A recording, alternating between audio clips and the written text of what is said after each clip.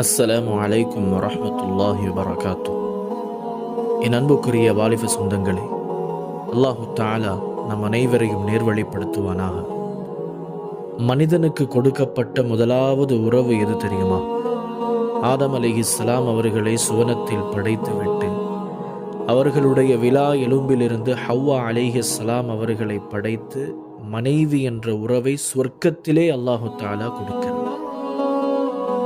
மனைவி என்ற உறவுதான் முதலில் மனிதனுக்காக படைக்கப்பட்ட உறவு, மனிதனுக்கு கொடுக்கப்பட்ட உறவு. மனைவி எனும் உறவு புனிதமானது, உயர்வானது, அழகானது, இன்பமானது, பரிசுத்தமானது. இதில் என்ன ஆச்சரியம் என்றால், மனிதனுக்கு கொடுக்கப்படும் கடைசி உறவும் சொர்க்கத்திலே அதே மனைவி என்ற உறவுதான். ஆம் தோழர்களே, நமது மனைவி சொர்க்கத்திலும் நமக்கு மனைவி. உலகில் வாழக்கூடிய நாம் கோடிக்கணக்கில் சொத்து செல்வங்களை குவித்து வைத்திருந்தாலும் அவை அனைத்தையும் விட உலகில் மிகப்பெரிய சொத்து எது என நினைக்கிறீர்கள்? ஸல்லல்லாஹு அலைஹி வஸல்லம் கூறினார்கள், அத்துன்யா மதா வ கைரு மதாஇஹா அல் மர்அத்து ஸாலிஹா. உலகம் வீணானதுதான், நிலையற்றதுதான். அதிலும் ஆகச் சிறந்தது ஒரு சாலிஹான பெண். சாலிஹான மனைவி ஒரு ஆணுக்கு கிடைக்கும் வரம், விலை மதிக்க முடியாத பொக்கிஷம். சகோதரர்களே, உங்கள் ஆத்ம துணையான மனைவியை ஹலாலான முறையில் அடைந்து கொள்ளுங்கள். தஹஜ்ஜுதிலும் ஃபர்தான நஃபிலான தொழுகைகளிலும் சுஜூதிலே நெற்றியை பதித்து இரு கண்களும் கண்ணீர் வடித்து அல்லாஹ்விடம் அடம் பிடித்து கேளுங்கள். அல்ஹம்துலில்லாஹ். இஸ்லாம் எவ்வளவு அழகான காதலை நமக்கு காட்டித் தருகின்றது. அவளுக்காக அவனும் அவனுக்காக அவளும் ஏக்கத்துடன் எங்கிருந்தோ முகம் தெரியாமல் அல்லாஹ்விடம் அழுது கெஞ்சி துஆ செய்கிறார்கள். ஒரு நாள் அல்லாஹு தஆலா இருவரையும் ஹலாலாக சந்திக்க வைக்கிறார். பல நாள் அழுகை நனவாகும் அந்த நொடி, சுப்ஹானல்லாஹ், அது பேரின்ப காதலாக இருக்கும். வாலிபர்களே, உங்கள் சாலிஹான மனைவிக்காக உங்களை சாலிஹான கணவனாக மாற்றிக்கொள்ளுங்கள்.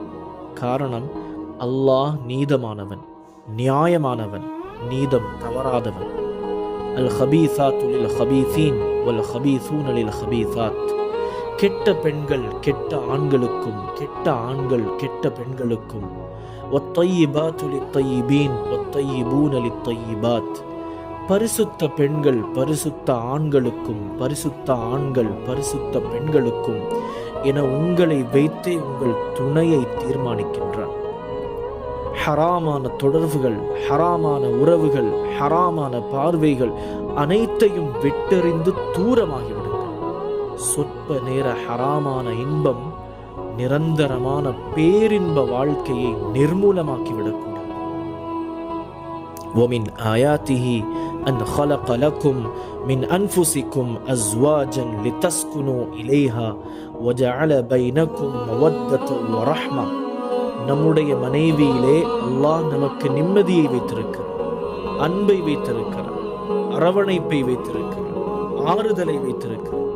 ஈருலகத் தலைவர், என் உயிரிலும் மேலான முஹம்மது முஸ்தபா ஸல்லல்லாஹு அலைஹி வஸல்லம் அவர்களின் இறுதி மூச்சு மனைவி ஆயிஷா ரலியல்லாஹு அன்ஹா அவர்களின் மடியிலே பிரிந்தது. ஹபீபுல்லாஹ் ஸல்லல்லாஹு அலைஹி வஸல்லம் அவர்கள் மனைவியின் மதிப்பை மரணத்திலும் மகத்துவப்படுத்தினார்கள். வாலிபர்களே, இன்றே உறுதியெடுங்கள். இவ்வளவு மகத்துவமான உறவு ஹலாலான திருமணத்தில் தொடங்க வேண்டும். எத்தனை சுன்னத்துகள் இருக்கின்றனவோ அவை அத்தனையும் என் திருமணத்திலே ஹயாத்தாக்கப்பட வேண்டும். ஹராம் என் திருமணத்தில் துளியும் கலந்துவிடக்கூடாது. இசை, நடனம், ஆண் பெண் கலப்பு, ஹராமான ஆடை அலங்காரம், சீதனம், ஆடம்பரம் என்ற ஹராத்தோடு நம் சுவனத்தின் பந்தம் தொடங்கினால் அதன் முடிவு சொர்க்கமாக இருக்குமா, இல்லை காதை நீதிமன்றமாக இருக்கும்? சிந்தித்து செயற்படுங்கள். அல்லாஹ் நம் அனைவரையும் பொருந்திக் கொள்வானாக.